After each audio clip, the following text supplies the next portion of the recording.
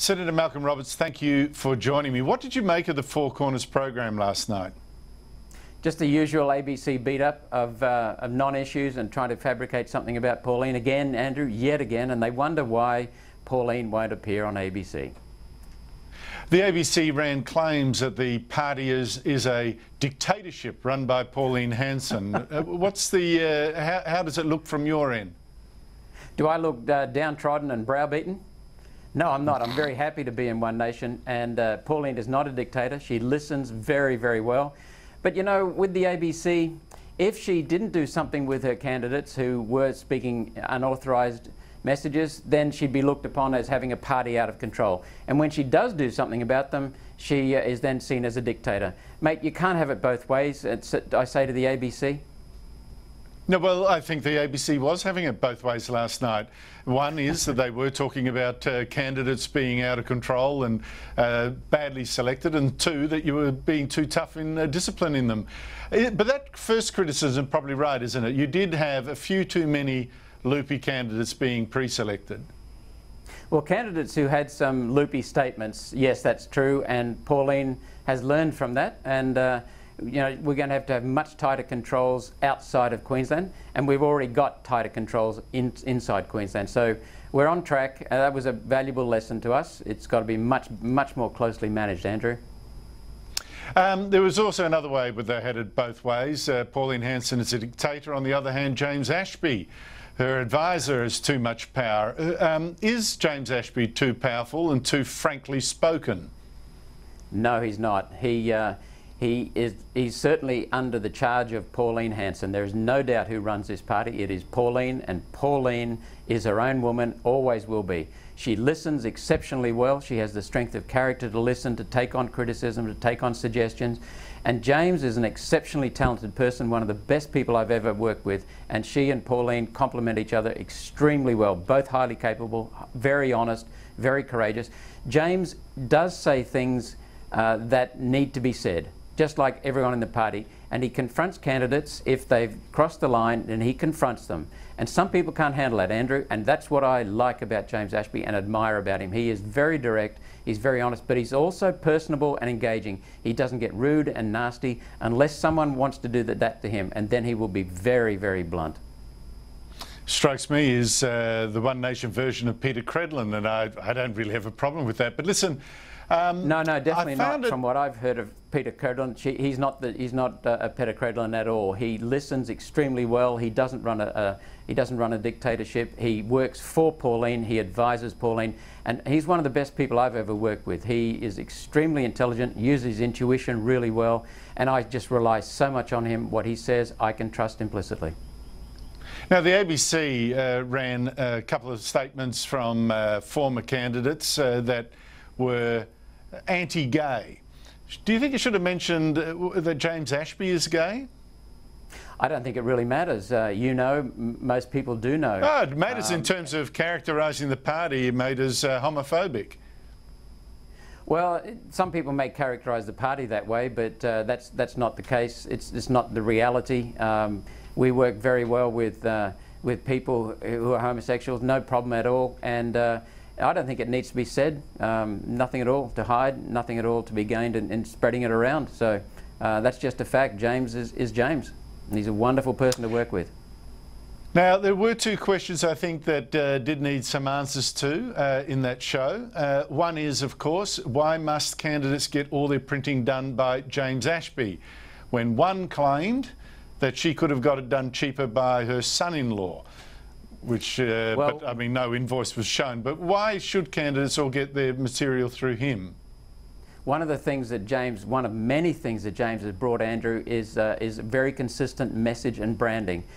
He has torn his hair out at times in the early days when people weren't consistent, and he's very, very insistent on that, and so is Pauline, and I can see the reason for that. It's very, very consistent. But let me also tell you that, and advise all your viewers, that James Ashby does the printing at cost. He doesn't make money out of it. He does it at cost.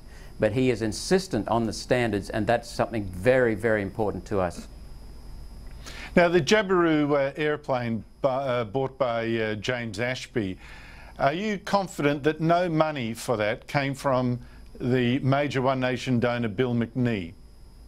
Well, it's in as the ABC showed. It's in his business's name, and James uses that plane. And by the way, contrary to what the ABC implied, when Pauline uses that, it's recorded and declared to the AEC because it's a gift in kind. And so there's no money changing hands there. I think Pauline may pay for the fuel on her trips, but James has used that plane, and it came to, it predates his, or rather predates Pauline's candidature. So, you know, the plane was there before Pauline became a candidate. So that's up to James and his business. But the expenditure on or the use of the plane is declared as a gift in kind. Everything above board. No, I would have thought the ABC should have mentioned that fact too. Now, Four Corners reporter Carrie Meldrum Hanna in the show calls you, and I'm quoting here, one of Australia's leading climate change deniers. Is that correct? Do you deny climate change? No, climate has changed many, many times, and in the past, many times it's changed much more quickly and much more severely. And by the way, Andrew, there is no climate change going on right now. There's natural climate variability, but there's no process change. We see only consistent, cyclical, natural variation in temperature, rainfall, snowfall, drought severity, frequency, duration, storm severity, frequency, duration, ocean alkalinity. It's not acidic, it's alkaline. In any factor you care to name, and I'll put a challenge out there to anyone. If there is any process change going on in climate right now, let me know, because no organisation anywhere on Earth has shown that a global change is occurring right now in terms of a process change. None at all. Now, here's one thing that I thought was rather off. Four Corners ran 2 secretly recorded conversations. One was a secretly recorded telephone call that Rod Culleton, who was then your One Nation senator, he was stripped of that position by the High Court because he had been convicted of an offence. And it was a call that he made to Pauline Hanson. She didn't know it was being recorded, and the ABC broadcast it. What did you make of that? Well, I know that our party is considering investigating, and I think it may have actually started investigating, I don't know that for sure, investigating the use of illegal or certainly unauthorised broadcasting of private phone conversations. So our party will be investigating that. But when it comes to Rod Culleton, I believed him at first, and then he actually went to an elaborate story to convince me that he hadn't stolen the key, and then he later on admitted that he had taken the key. And that's when I said, that's it, mate, no more. And so Pauline was very, very patient with him. If you go back and listen to that conversation, as I'm sure you've already done, Andrew, that conversation between Rod and Pauline, there is nothing in that is untoward on Pauline's side. She has been entirely reasonable and sane and sensible on that, and held him accountable and explained herself very, very well. She knew that he was facing some court challenges. I believe that she understood or assumed them to be associated with some of the work he'd done in taking on the banks. She was shocked when she realised just what was involved and how deep he was involved in that. But aren't you concerned that Australia's biggest broadcasters, state-funded, would use privately recorded secretly recorded conversations? The other was involving James Ashby. And put it to air to discredit them when it seems to me, and to lawyers have consulted, to be against the law.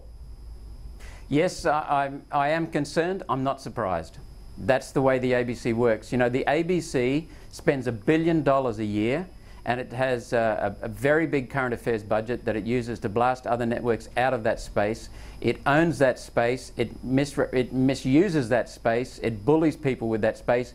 And the thing is, Andrew, I'm sure you're aware, I've made complaints on the ABC in the past about their bias, their complete bias on some topics, and who do they have to be accountable to? Their own internal investigator. They just get a little token, oh, that's a robust debate. That's all it is. The ABC is out of control. It has become nothing more than an apologist and a propaganda outfit for the left wing, the control side of politics. That's all it is these days. And that's why, you know, I was in St. George in the pub where Caro was interviewing people, and I walked up to one person and I had a microphone, and I just said, microphone here, so just don't talk to me at the, you know, unless you want to be aware of that.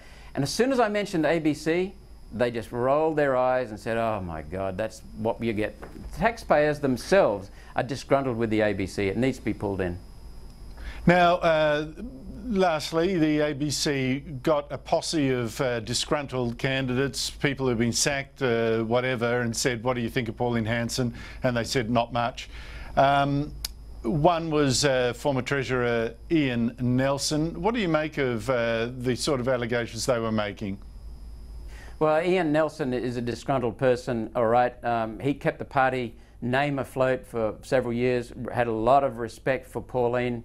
And what I make of Ian Nelson is that he wasn't up to the job, and Pauline was direct in telling him that, very direct. I was there when she told him, and nothing over the top from Pauline, just strong, sensible, direct. And Ian Nelson couldn't handle that. His lips started quivering, and then he left the room. He actually stormed out, and then came back and yelled something I can't remember, and then just left again. Ian Nelson is upset because he wasn't seen as adequate for the job. We had just moved into prime time, if you like, as a party with 4 senators, and he wasn't up to it. And Pauline, to her credit, she saw that and acted on it. As I said before, if Pauline doesn't act, then she's accused of being out of control. If she does act, she's accused of being brutal or dictatorial or whatever. Ian Nelson was not up to the job, and also we are investigating. I've just been told this morning that some payments that were made when Ian Nelson was Treasurer of the party, and payments that were made by the party. So they're under investigation now. Senator Malcolm Roberts, thank you so much for your time. You're welcome, Andrew, anytime.